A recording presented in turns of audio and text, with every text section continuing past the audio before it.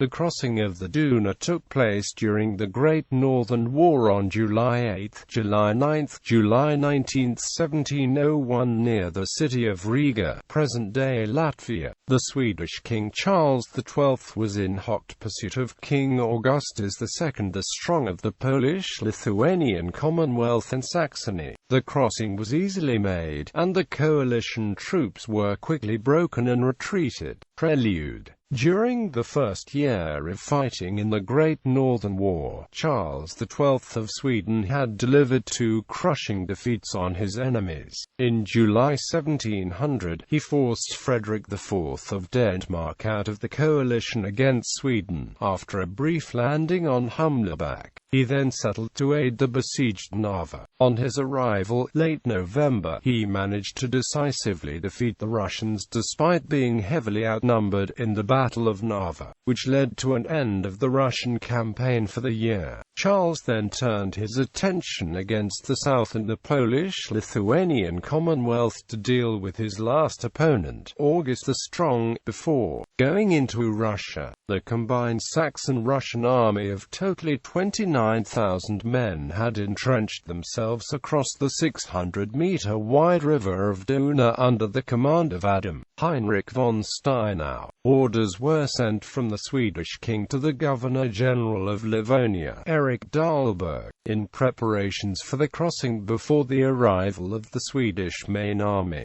Dahlberg was ordered to obtain around 200 landing boats of different sizes and was also instructed to build a bridge in order to transfer the cavalry across the river. The operation was supposed to be done in strict confidentiality to ensure a surprise attack on the enemies. The Swedish army of 14,000 men arrived at Riga on July 17, and already by the time preparations for the attack were completed. However, bad weather ruined the Swedish plans to attack instantly, and the assault had to be postponed. A Swedish cavalry regiment was left to threaten Kökenhusen, effectively forcing Steinau to split his forces. Thus the bulk of his army stayed across Riga. The Allied army was initially under the command of Saxon General Otto Arnold von Pakel and Ferdinand Kattler of Courland, who were both ensured of an easy victory. In their confidence, they prioritized the numbers, advantageous position, redoubts and Saxon courage in superiority over the Swedes.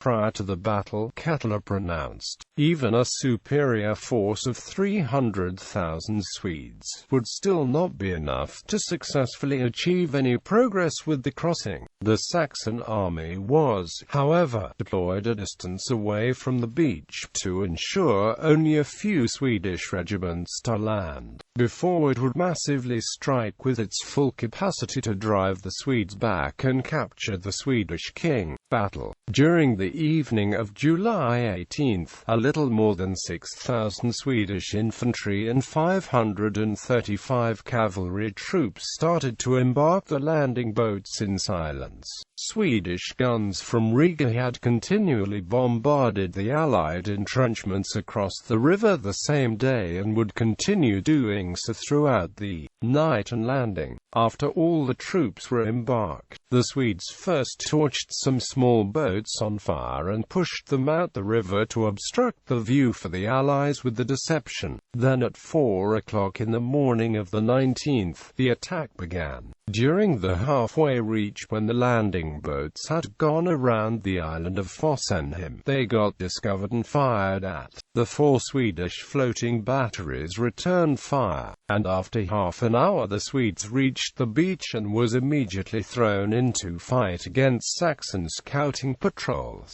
When about 3,000 Swedish troops were ashore, the Saxons launched the first gathered assault of 3,500 men. However, the Swedish force under the personal command of the king himself would not retreat and the attack was beaten back. The Swedes then sequentially stormed and took the nearby Garris redoubt, which seized them ground of at least 200 steps inshore, where they managed to establish a good foothold, covering the ongoing construction of the floating bridge. After having a brief stalemate, the Swedes formed up to initiate a second attack made by the Saxon general Otto Arnold von Pakel, who strictly intended to drive them back before the arrival of further Swedish reinforcements.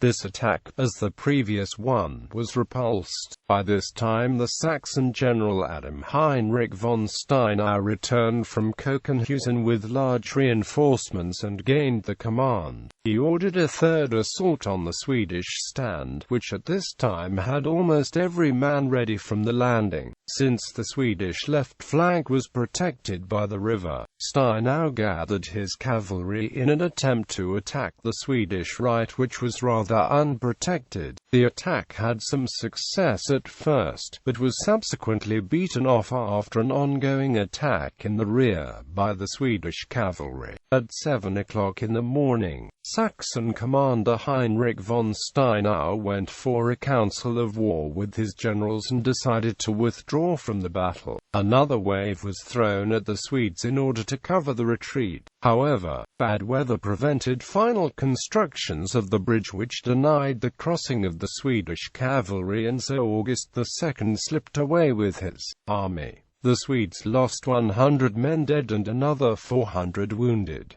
The Allied forces lost about 1,300 dead and wounded and another 700 captured. 36 artillery pieces and 4 standards and banners had also been conquered by the Swedes. Aftermath. After the battle, Charles laid siege and took Mittau and then stormed the Kobron redoubt, where 400 Russians were stationed. Only after a massacre the redoubt was taken with as few as 20 Russians still alive. Charles later laid siege to Düna and shortly after started persecuting the retreating forces, who had initially been 20,000 men strong during the fighting. The 10,000-strong Russian force under Aniket Ivanovich Repnin retreated towards Russia after having scarcely been participating in the main battle. The Saxons retreated to neutral Prussia and thus left all of Courland open for Charles, who seized the initiative and took Kokenhusen. In preparation for the crossing, King Charles XII had ordered to build the first bridge across the Dorkava River, which was made of anchored and interconnected by ropes and boats. After the Swedish victory, the city was left with the structure. In 1705, the bridge, which had been lodged for the winter in Vefakshalas Bay, was washed away by the high spring waters. Later, the floating bridge was restored, but in 1710, it was again destroyed by the Russian army during the siege of Riga. During the battle, small barges armed with cannons were used, thus combining land and sea forces as well as deception to achieve a stunning victory, carefully planned and very well executed.